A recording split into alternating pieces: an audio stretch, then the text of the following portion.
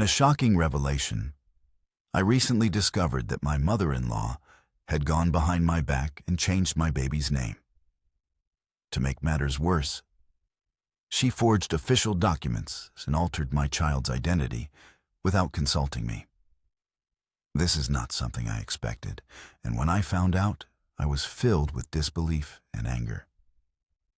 I never imagined she would have the nerve to do something so invasive and disrespectful. It all started after my husband and I welcomed our first baby, a sweet little girl we lovingly named Ava. The name was chosen with a lot of thought, as it was in honor of my late grandmother, who had passed away just the year before. Naming our daughter after her was a way for us to keep her memory alive, and it felt like the perfect tribute. But unfortunately, my mother-in-law didn't share the same sentiment. She made it clear that she disliked the name from the start. But I didn't expect her to go this far. Behind my back, she managed to manipulate the situation and made changes that I never authorized. I was absolutely furious when I found out. The betrayal stung deeply, especially given how meaningful the name was to me and my family. After confronting her, I had no choice but to take drastic action.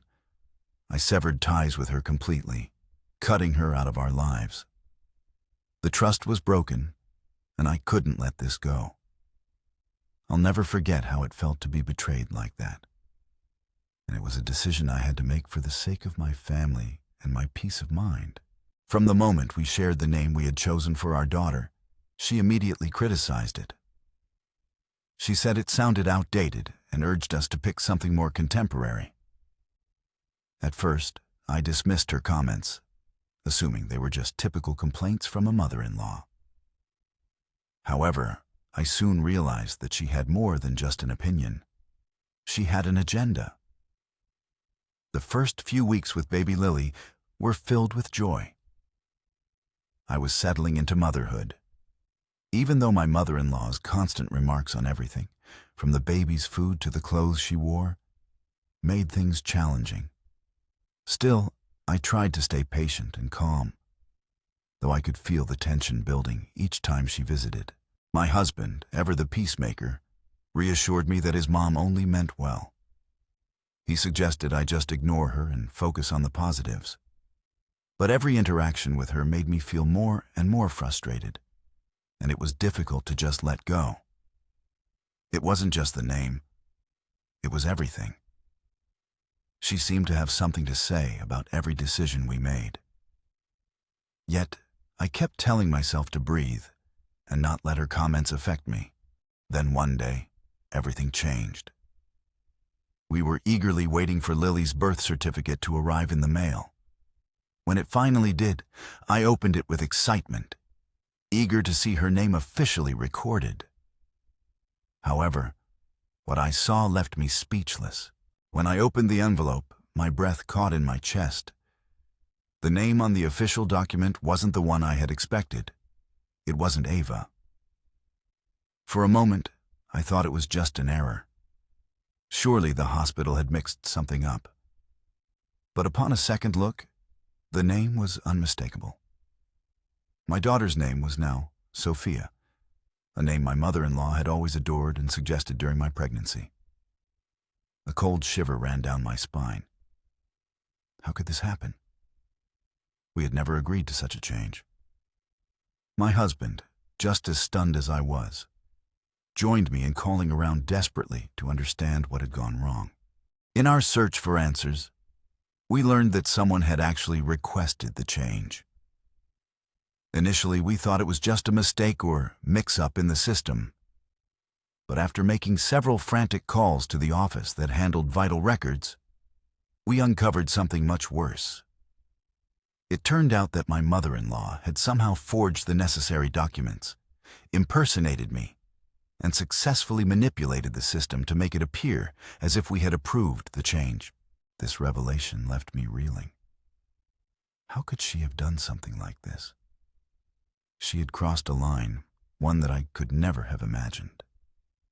There was no way we could just let this go. Our trust had been shattered. and the emotional toll of it all felt overwhelming. I was angry, betrayed, and heartbroken all at once. We had to take action. But what could we do to fix this? Determined not to let her actions go unchecked, we began looking into legal options to reverse the name change. It wasn't just about the name. It was about standing up for what was right and protecting our family from further manipulation. The situation had spiraled into something far beyond a simple mistake, and we knew we needed to fight to get our daughter's name back. I couldn't believe the news I had just received. My mother-in-law had gone behind my back and changed my baby's name without even consulting me. I was furious. The audacity, the nerve, and the sheer disrespect of it all were beyond anything I could have imagined.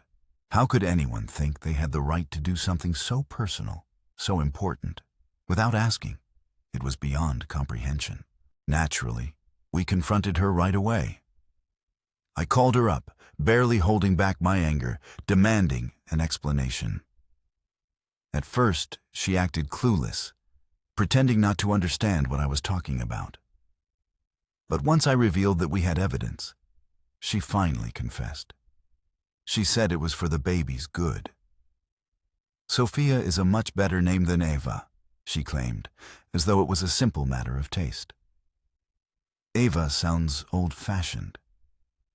I was just trying to do what's best for her. Her tone was calm, as if she hadn't crossed any boundaries. I didn't know what to say. I was speechless, feeling betrayed and insulted. My husband was equally enraged, but even he struggled to get through to his mother. She remained resolute, refusing to acknowledge the problem with her actions. It was clear that she didn't see what she had done as a big deal. Despite our efforts, she stuck to her story, convinced that she had done the right thing. The more we tried to explain why it was wrong, the more she seemed to justify her interference. It was a moment that shook our family to its core, leaving me questioning the limits of what should and shouldn't be shared in family matters. She attempted to defend her actions, trying to convince us that she knew better when it came to naming our child. Her words were frustrating, and I reached my breaking point. I told her, in no uncertain terms, that she had no right to make decisions for our daughter without consulting us first. I made it clear that what she'd done was unforgivable, and we would be cutting ties with her until further notice. Instead of recognizing the gravity of her mistake, she chose to play the victim. She began telling the rest of the family that I was being unreasonable, that I was keeping her granddaughter away from her over something as trivial as a name. To make matters worse, she even claimed that I was overreacting. Initially, I found myself worried about how the rest of the family would perceive the situation. But as time passed, I realized I no longer cared. What mattered now was protecting my daughter from this kind of toxic behavior, regardless of how others might view it. It was a difficult decision, but I knew it was the right one. The peace of mind that came with setting boundaries far outweighed any concern for family opinions. Our daughter's well-being was my priority, and I wasn't going to let anyone jeopardize that.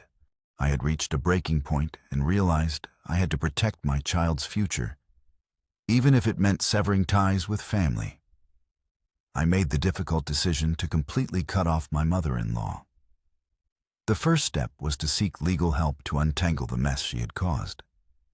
We immediately contacted an attorney, determined to fix the situation. Fortunately, we managed to undo the name change. But the journey wasn't simple. It took countless hours of paperwork, legal filings, and numerous phone calls, all stemming from her selfish actions.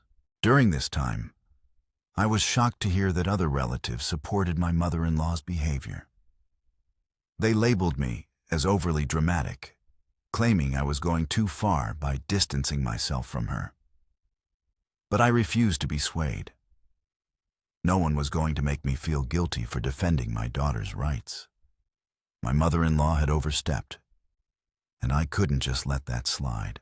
Weeks turned into months without any communication from her, and we began to adjust to life without the constant drama. The situation seemed to settle down, and my husband and I found peace, focusing on raising our daughter in a loving and supportive environment. Then, out of nowhere, my mother-in-law made an unexpected reappearance on Ava's first birthday. We had planned a quiet celebration with only close friends and family, purposely excluding her from the invite list. Yet, she showed up unannounced, uninvited, and without any regard for the boundaries we had set. Her audacity left us speechless, and I knew it was time to confront this once and for all. She entered the house with a calm demeanor, as if nothing had transpired. I couldn't believe how bold she was. She handed a large gift to Emily, trying to portray herself as the loving grandmother. But I wasn't going to play along. I pulled her aside and firmly told her that she wasn't welcome. I told her that she would not be a part of our lives until she took full responsibility for her actions, apologized not just to us, but also to our daughter. Only then could she even think about being involved with Emily. I could see the look in her eyes, as though she believed I would eventually soften, that I'd let her back in because, after all, she was family. But I stood firm, and that was the last time I ever saw her.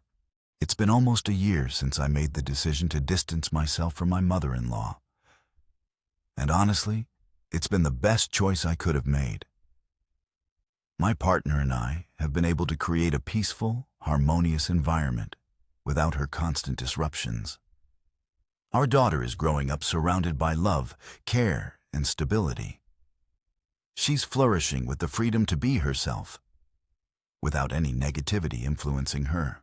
There are still relatives who think I'm overreacting, that I should let things go. But I've stopped listening to their opinions. I no longer feel guilty for protecting my family.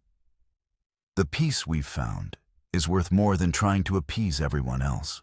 The truth is, the absence of someone who caused so much tension has allowed our family to thrive. My daughter deserves to grow up in a space where she feels safe, supported, and loved, without anyone undermining that foundation. We're finally able to live our lives the way we've always wanted. And that's something I'll never regret. My daughter is my top priority, and no one, not even her grandmother, has the right to decide what's best for her. As a mother, I have my own instincts and ideas about what my child needs. My decisions come from love and the desire to give her the best life possible. Though I respect others' opinions, I believe that the final say should always be mine, especially when it comes to what affects my daughter's well-being. I understand that family can have strong views, but at the end of the day, I will always choose what's best for her, even if that means standing firm in my choices.